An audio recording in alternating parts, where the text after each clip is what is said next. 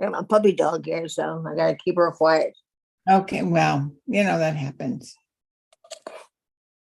Welcome to the Expanded View. My name is Mary Huber, Reverend Mary Huber, pastor of the Community Chapel of Holistic Healing. And today, as my guest speaker with me, our guest is Sandra Mayo. She's also a reverend in our organization, but she is one of the most important astrologers that I know of in the world because she has extraordinary gifts in this area.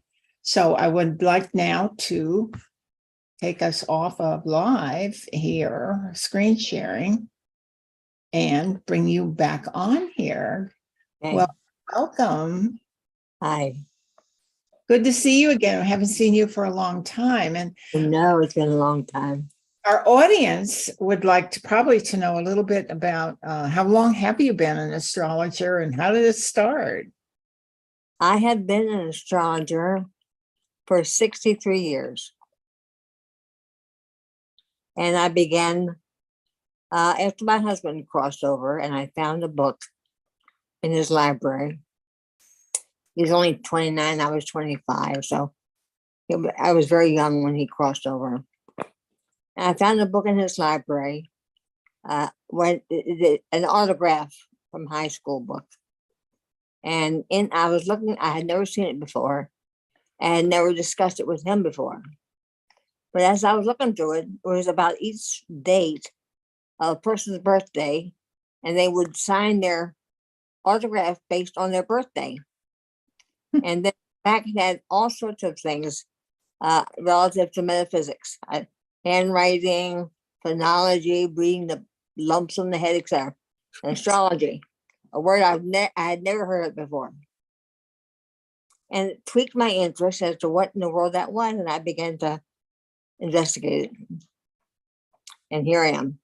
Wow, I met you quite a few decades ago. So but you were really, had already been in business for a while, and you became, I think, a friend of our founder, Reverend Michelle Luson.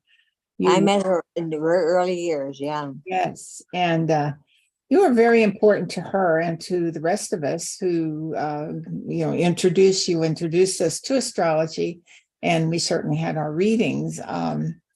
And they were very helpful. They were a little shocking to me because I had never heard anything like that before said to me, but it was quite helpful in our beginning years. And I'm wondering, there's a lot of popular things that are designed. I just saw something on television that you can send away, and for Mother's Day, you can get this thing and reading and kind of whatever. It came in a little book.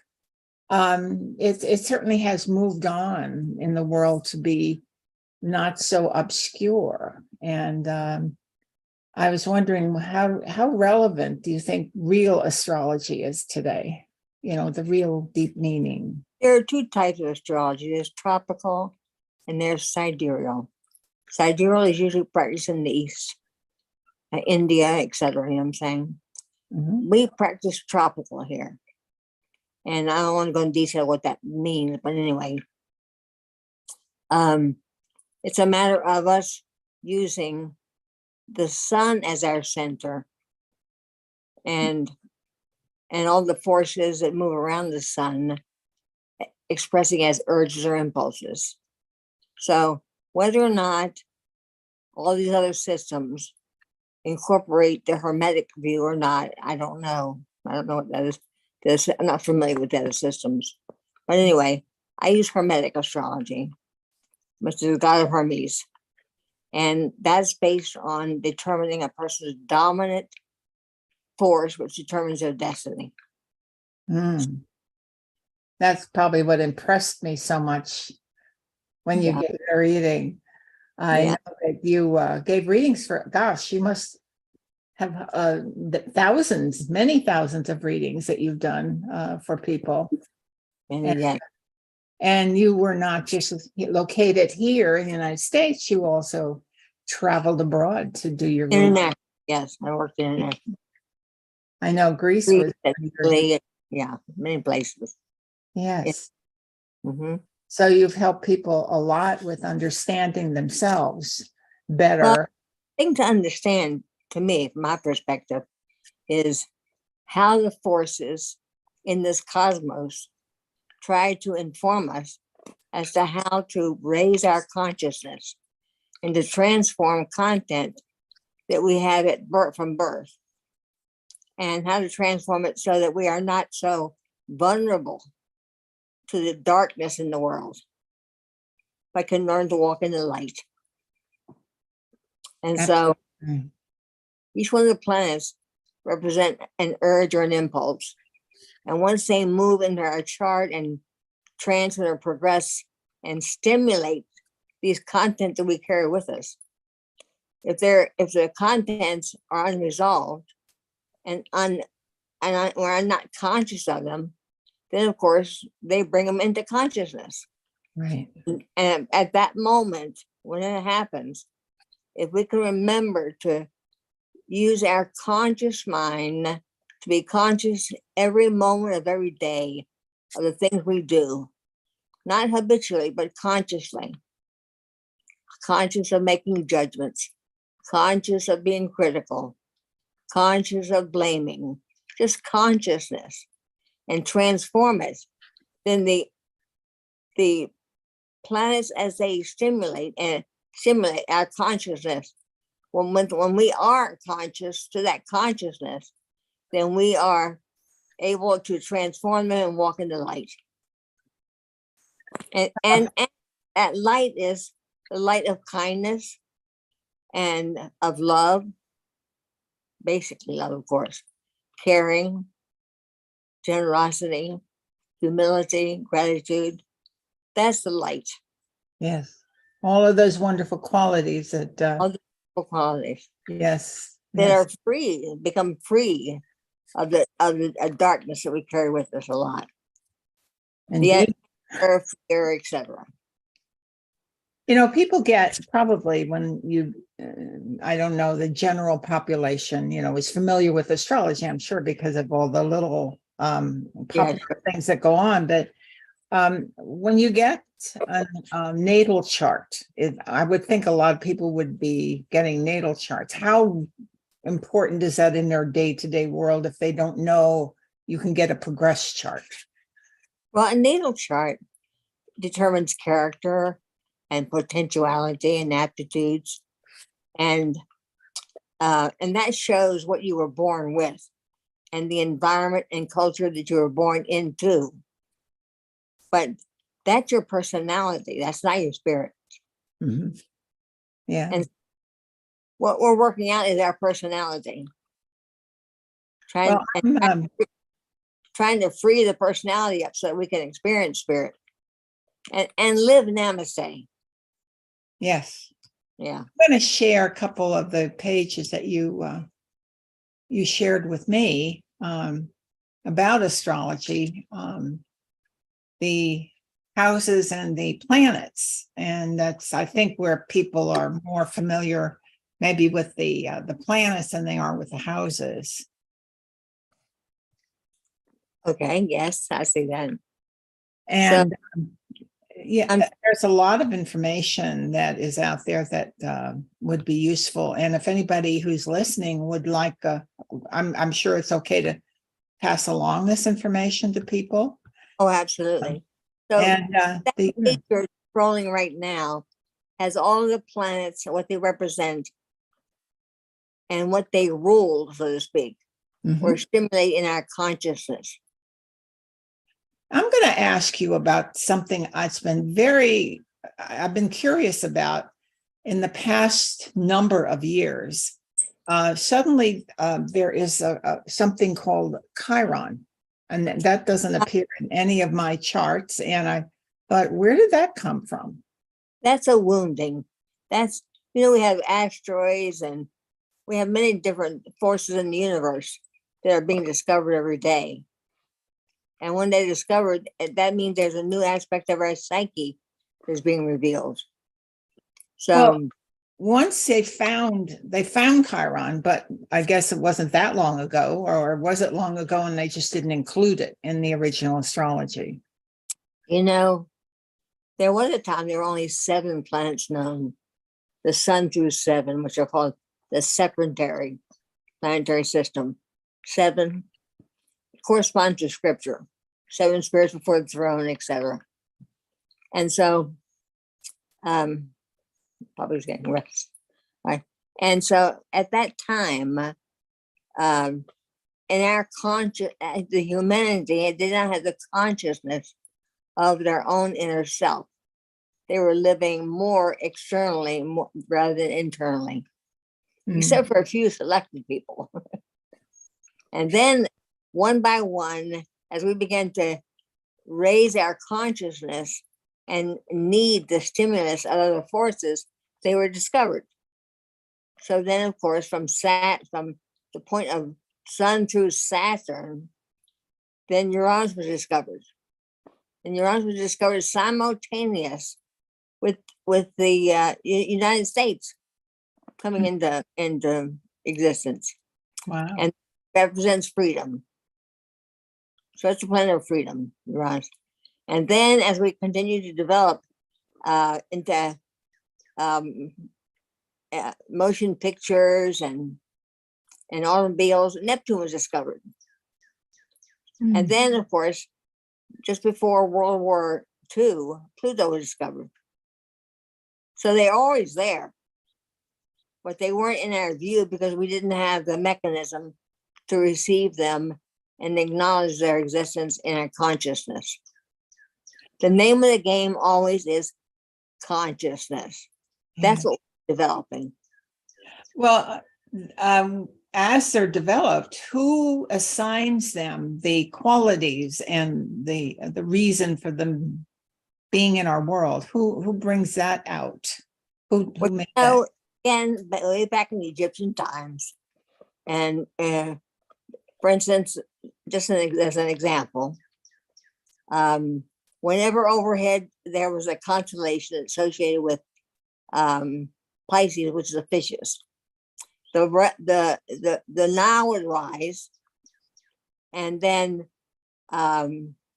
when it would recede, it would leave the fish all over the banks of the Nile, and therefore that particular constellation was called Pisces, which are the fish.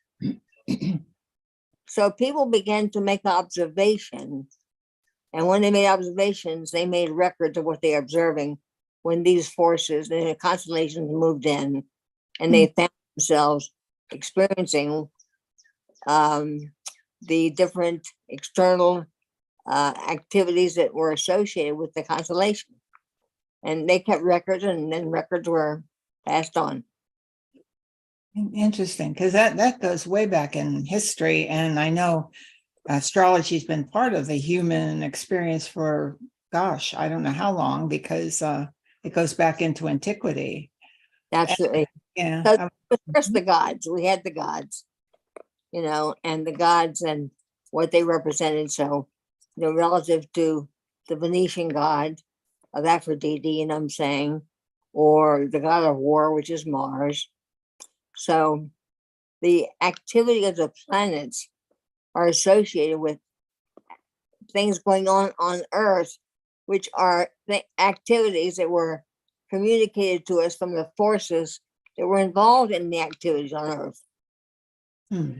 So the ancient use of astrology probably was different expression than the one we're looking at today, or is it the same?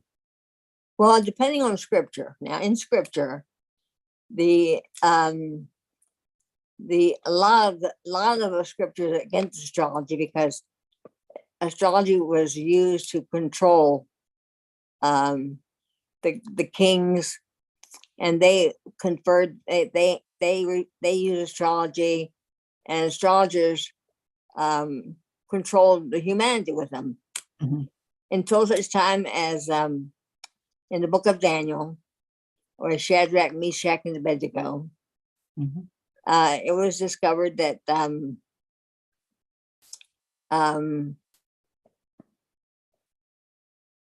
they say the king Nebuchadnezzar decided that he needed an interpreter of his dreams, and therefore he um, decided to that Daniel was a great interpreter, and in that part of the world, in Babylonia, these were all astrologers.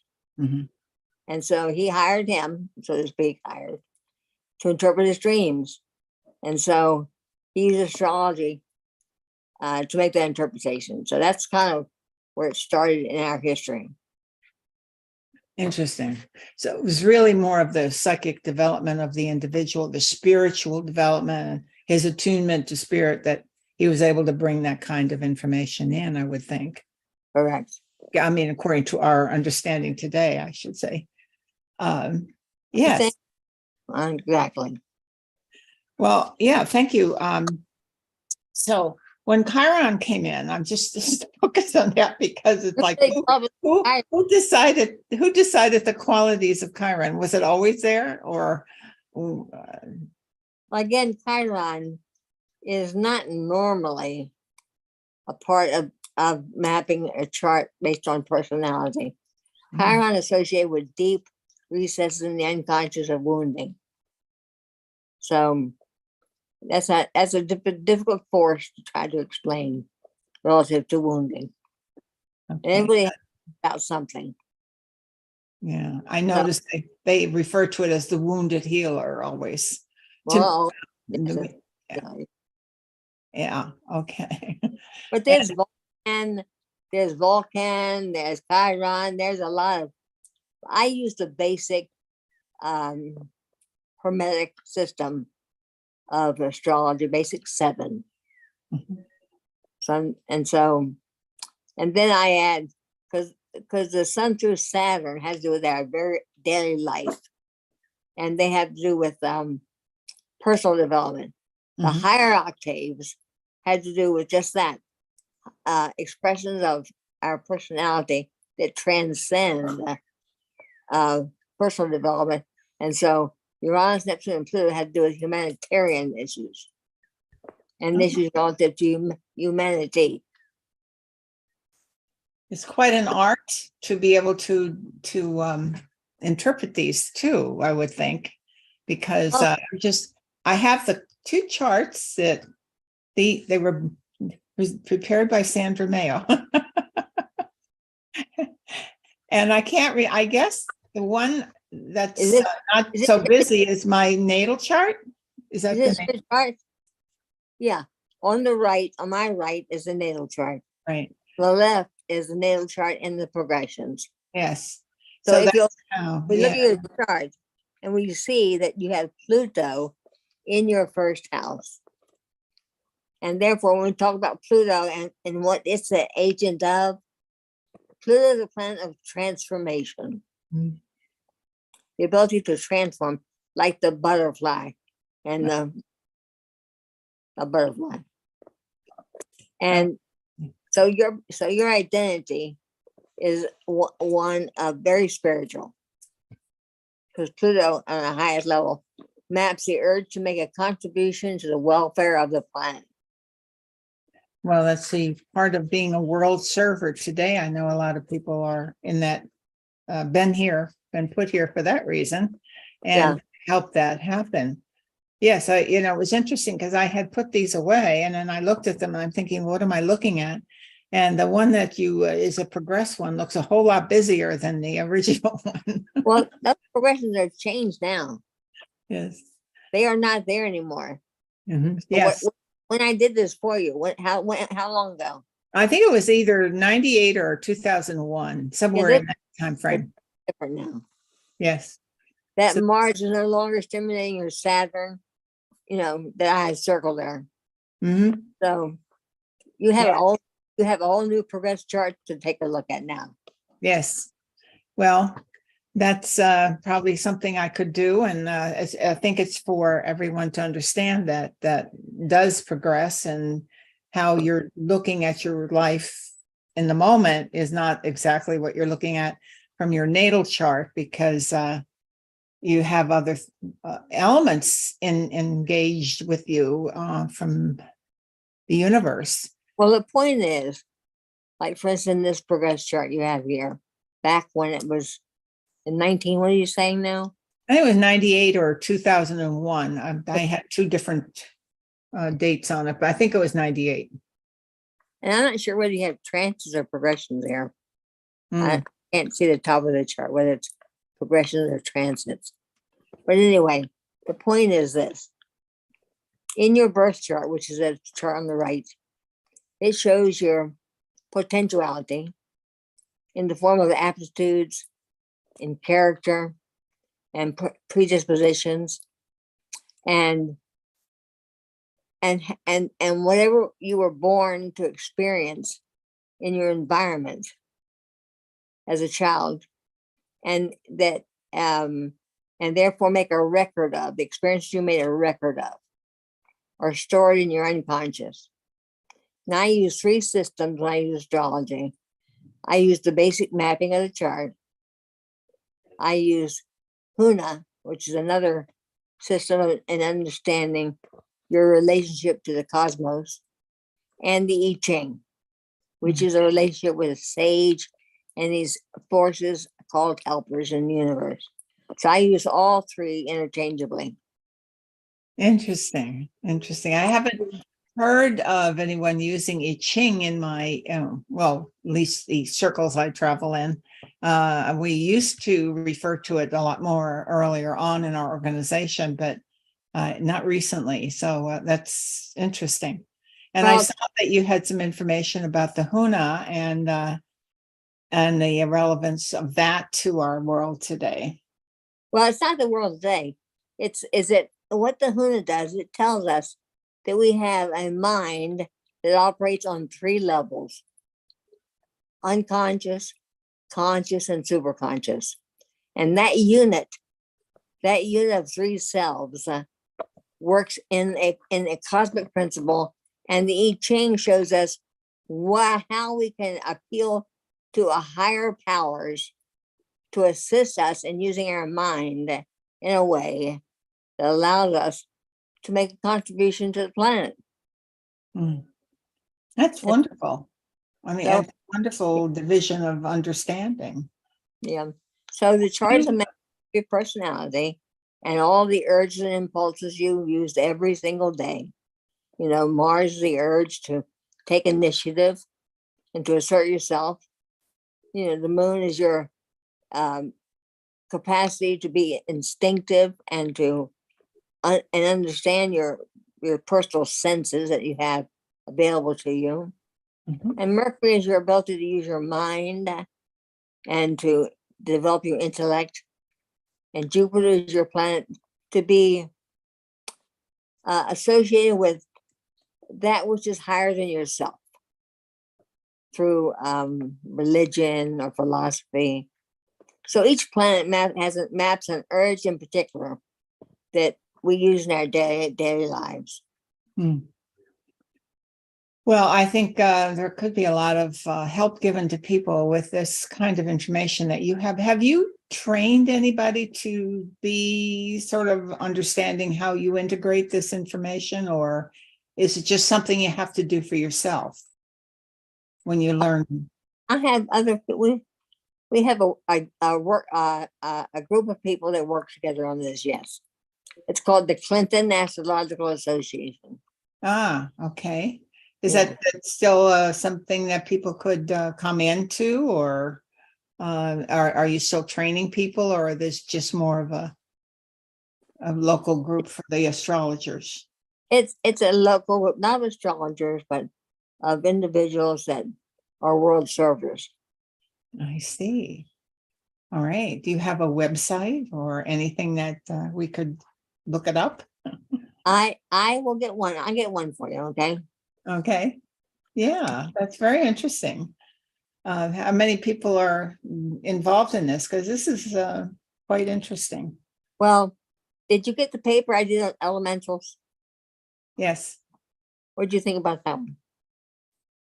Well, I know that I have learned a lot about the elementals. I'm going to put that up in a minute through other people who are tuned into them. And we do a lot of work with it. You know, Michelle kind of alluded to those, not so Yes. much course, yeah. And as such, but she was brought information in that gave us the same understanding. And then that understanding of elementals kind of expanded through other readings that I did. And Mhm. it seems to be more in the consciousness of more channels today than it was before. Yeah. So I'm going to share that screen. These are the forces of fire, earth, air, and water. Okay, these elementals, Mhm. and everybody, when they have a final makeup of their character and their destiny, they operate through one of these four levels of consciousness: of fire, of earth, of air, of water. And these elementals, there are different levels of consciousness relative to these elementals. They're called the shining ones, let's say, when they're of light, and of course demons when they're of darkness. As one group says, the not so shiny ones. Ones exactly. But they're very important to understand how they operate and how you're supposed to respond to them on a conscious level. What your personal responsibility is to bring the force of light into your daily life.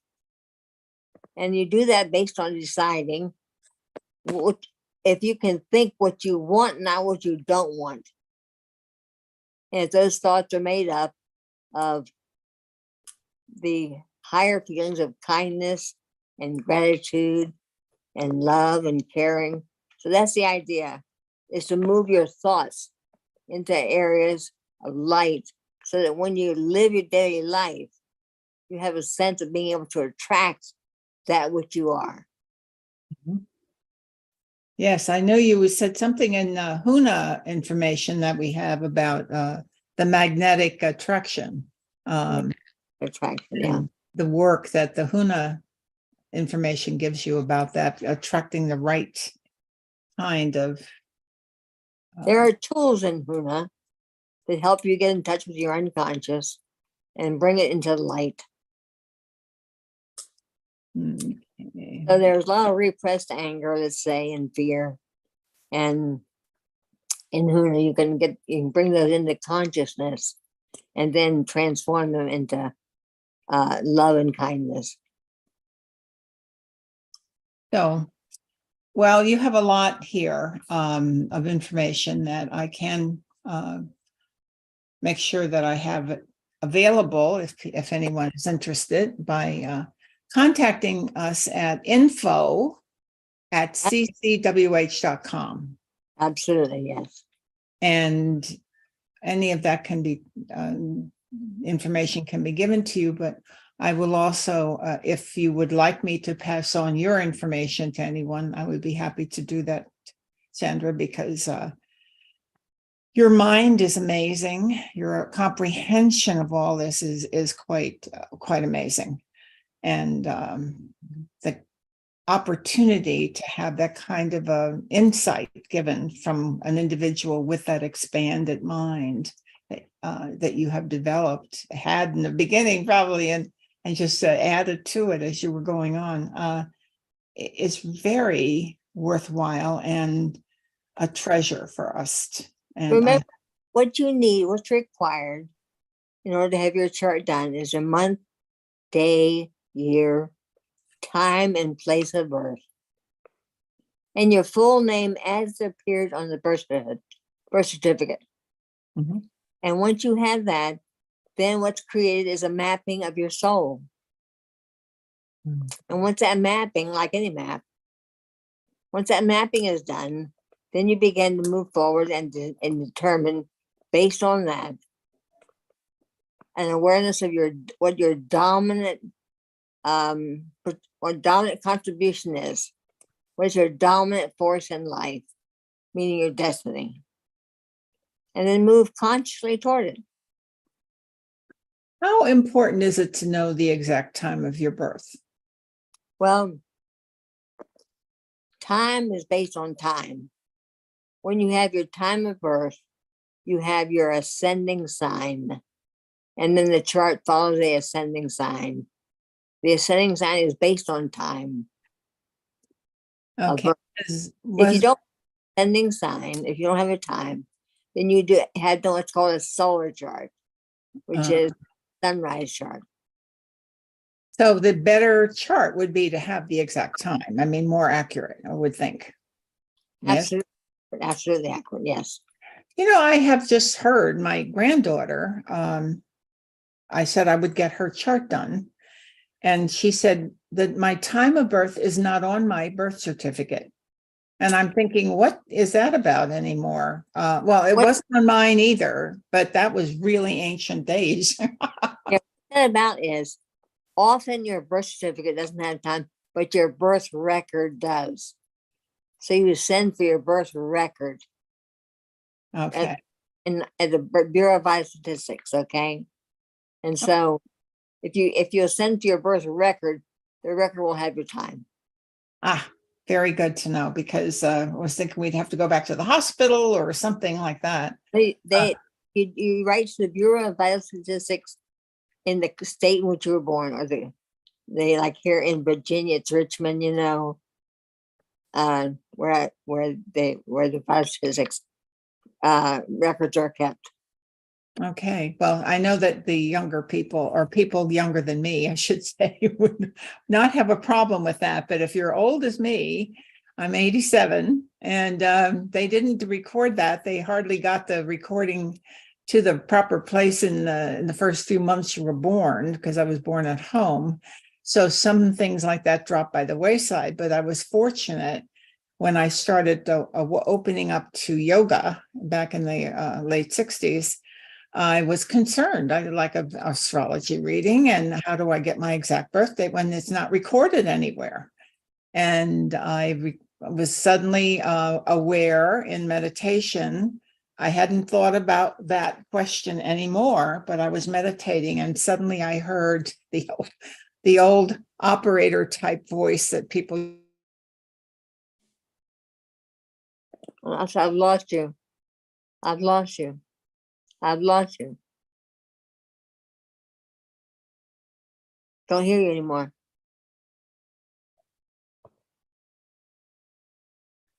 I'm not on mute. Back. You're back. Okay. But my insight came in through my own channel, and it came in as an odd voice of an old-fashioned operator that said, the number is 8114. Thought, I've done regressions with people and taken them back to the moment of birth and had them look at the clock at the time they were born and gotten their time that way. Mm-hmm. Well, it was interesting because I had was a gift from spirit for me, so that I had an accurate reading then. Very good. There are ways to get around if you can't find it any other way. Internally. Well, I want to thank you so much, Sandra. I know there's a lot more that could be said about this field, and all the other information that you have that would be wonderful. And maybe we can come back and do another version of this, or part 2 sometime. Una and I Ching. Yes. The importance of them. Okay. Oh, that would be wonderful if we could talk about that in the future. Yeah. Wonderful. This is a bonus. I had no idea we're going to open up a whole other fields here. Sandra, you're a delight. I am so blessed to have you in my life. And I feel the same way. So thank you for being here. And thank everyone for tuning in to our podcast. And stay tuned. There's more to come for sure. Thank you. God bless.